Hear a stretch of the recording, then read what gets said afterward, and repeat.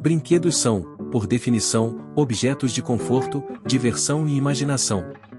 No entanto, em certas circunstâncias, eles se tornam fontes de medo, especialmente para as crianças. Bonecas que parecem observar, ursinhos que sussurram na calada da noite, caixas de música que tocam sozinhas. E por que esses objetos, feitos para entreter, despertam tanto terror?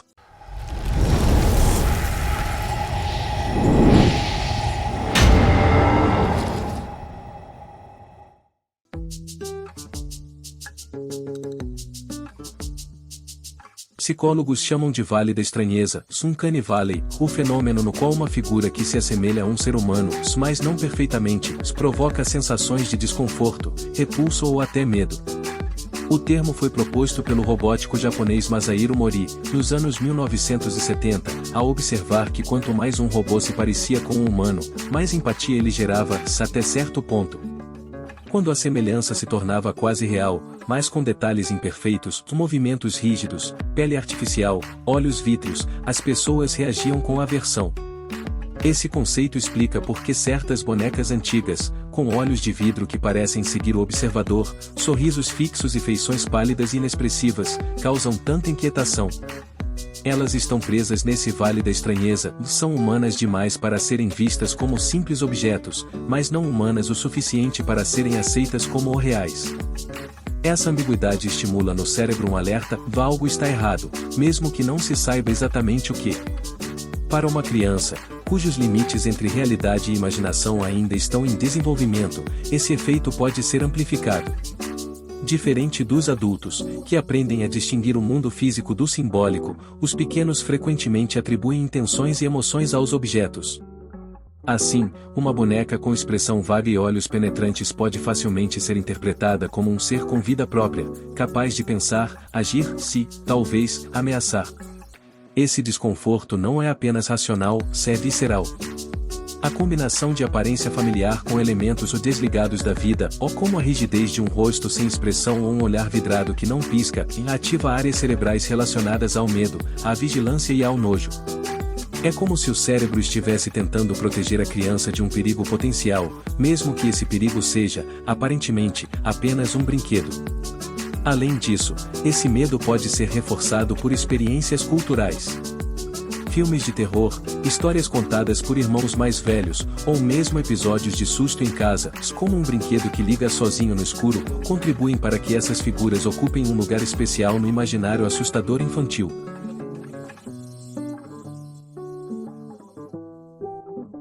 Narrativas de brinquedos possuídos ou amaldiçoados, como a infame boneca Annabelle, não são uma invenção moderna, se elas fazem parte de um longo e complexo legado de folclore, mitos e histórias orais que atravessam gerações e culturas.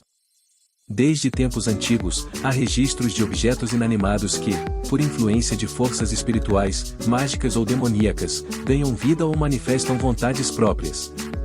Esses relatos sempre tocaram em um medo profundo e arquetípico, da quebra das leis naturais. Na lógica do dia a dia, objetos têm funções simples e previsíveis.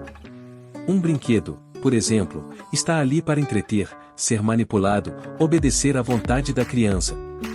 No momento em que esse objeto, por algum motivo, parece agir por conta própria, se mover sozinho, emitir sons inesperados, observar ou ocorre uma ruptura no entendimento do mundo, a realidade se torna instável. Essa é a base do terror que envolve brinquedos amaldiçoados, o familiar se torna estranho, o seguro se torna ameaça. A história da Annabelle, embora popularizada por filmes de terror, se origina de relatos de 1970 envolvendo uma boneca de pano aparentemente possuída. Segundo os investigadores paranormais Ed e Lorraine Warren, a boneca estaria ligada ao espírito de uma jovem chamada Annabelle Higgins, mas o que habitava nela seria algo muito mais sinistro. Guardada hoje em um museu de ocultismo, Annabelle simboliza perfeitamente essa ideia de um objeto comum que se torna um canal para o mal. Mas esse tipo de narrativa não se limita ao mundo ocidental. No Japão, por exemplo, há o caso da boneca Okiku, que teria o cabelo crescendo misteriosamente após a morte da menina que a possuía. No Haiti, acredita-se que certos objetos podem ser usados como receptáculos de espíritos através de práticas voodoo. No Brasil, lendas urbanas sobre bonecas ou que falam sozinhas ou se mexem à noite ou também circulam entre crianças e adolescentes, perpetuando esse medo. O terror aqui não reside apenas no movimento inexplicável ou na voz que surge do nada, se ele nasce do simbolismo. Brinquedos são associados à inocência, à infância, ao que é puro. Quando se tornam instrumentos de forças obscuras, isso representa uma profanação do sagrado infantil, um colapso emocional e simbólico que afeta profundamente tanto crianças quanto adultos. Essas histórias persistem porque falam diretamente com o que há de mais primitivo no ser humano, o medo do desconhecido, do descontrole, do invisível. E quando esse medo se manifesta através de algo tão íntimo quanto um brinquedo, o efeito é ainda mais devastador.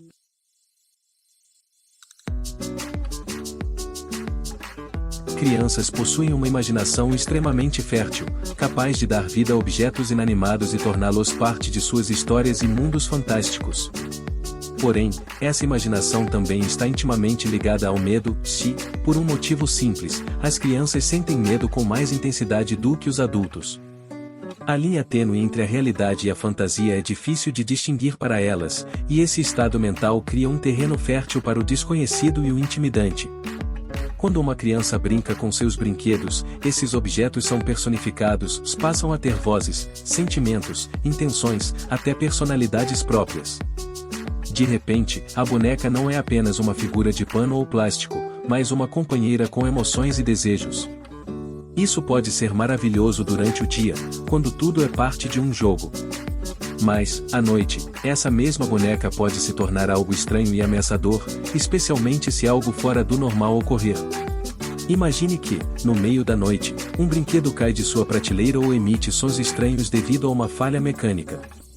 O cérebro infantil, ainda em desenvolvimento, tende a preencher as lacunas de uma maneira que faz mais sentido para a criança, e não se trata de um acidente comum, mas sim de algo mais misterioso, talvez um sinal de que o brinquedo tem vontade própria, ou até mesmo que ele está tentando avisar de algo.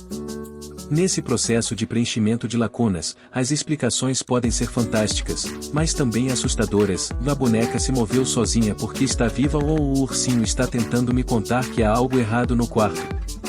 O que seria uma explicação lógica para um adulto, uma queda acidental, se transforma, na mente da criança, em um evento paranormal ou sobrenatural. Além disso, as emoções dos pais e o clima emocional do lar têm um impacto profundo na forma como a criança lida com esses medos. Quando o ambiente familiar é tenso, inseguro ou negligente, os medos infantis tendem a ser mais pronunciados. Um lar com brigas constantes, a ausência de figuras de autoridade ou um sentimento de instabilidade pode amplificar a sensação de insegurança nas crianças, que procuram algo ou alguém para depositar seus temores. E os brinquedos, muitas vezes, se tornam o receptáculo desses medos. Esses objetos, antes inofensivos, passam a simbolizar o desconhecido ou até mesmo os temores subconscientes da criança.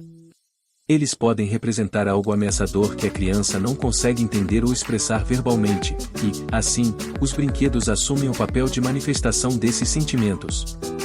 A boneca, por exemplo, pode representar a solidão ou a falta de controle, e a criança pode começar a imaginar que ela é capaz de agir de forma maliciosa, como uma forma de refletir esses sentimentos de impotência ou de medo diante de uma realidade incompreensível. Esse fenômeno de personificação de objetos é uma fase natural do desenvolvimento infantil, mas quando alimentado por inseguranças emocionais, ele pode se intensificar, criando uma conexão entre o medo real e os brinquedos, transformando-os em figuras que parecem ter intenções próprias.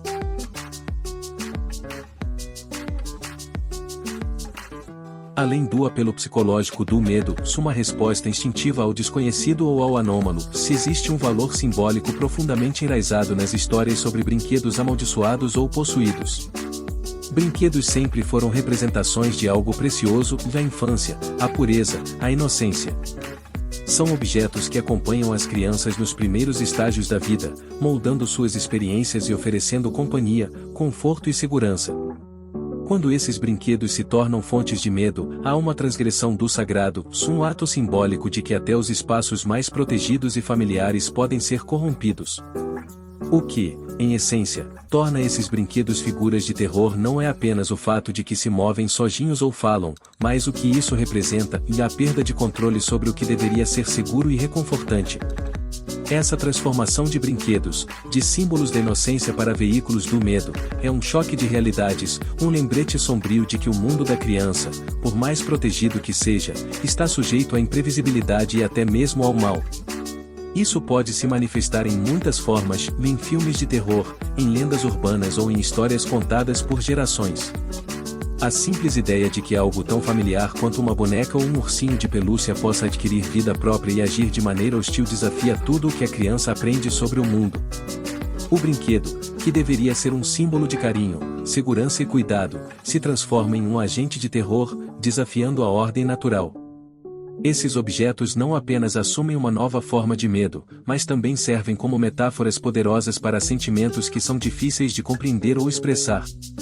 Muitas vezes, o medo do brinquedo em histórias de terror é mais do que uma história sobre um objeto inanimado que ganha vida. Ele é uma representação de algo mais profundo, um trauma emocional, um abandono, um desequilíbrio emocional ou um medo do desconhecido.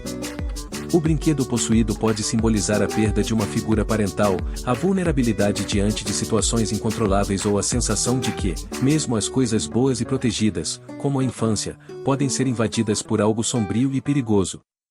Por exemplo, em muitos casos de brinquedos possuídos em filmes e lendas, como a famosa Annabelle, o objeto amaldiçoado não é apenas uma boneca, mas um símbolo do medo do desconhecido. Pode representar o mal em sua forma mais pura, algo que está por trás das portas fechadas, no fundo do armário, ou à noite, enquanto a criança dorme. Essa presença estranha, impessoal, que aparece onde deveria haver conforto e proteção, desafia as normas da vida cotidiana e se conecta diretamente com a percepção infantil do mundo, que é vulnerável e suscetível a forças que não entende. Brinquedos. Objetos criados para encantar, para trazer risos e abraços. Mas, por trás de seus olhos de vidro e sorrisos silenciosos, esconde-se um lado sombrio, onde o medo se disfarça de inocência. Quando a linha entre realidade e fantasia se desfaz, o que antes era familiar se torna uma ameaça silenciosa e implacável. Em cada história de brinquedo possuído, não é apenas o terror do inanimado ganhando vida. É o reflexo das nossas inseguranças, traumas e os medos mais profundos, a sensação de que, até mesmo no mais seguro dos lugares, pode haver algo à espreita.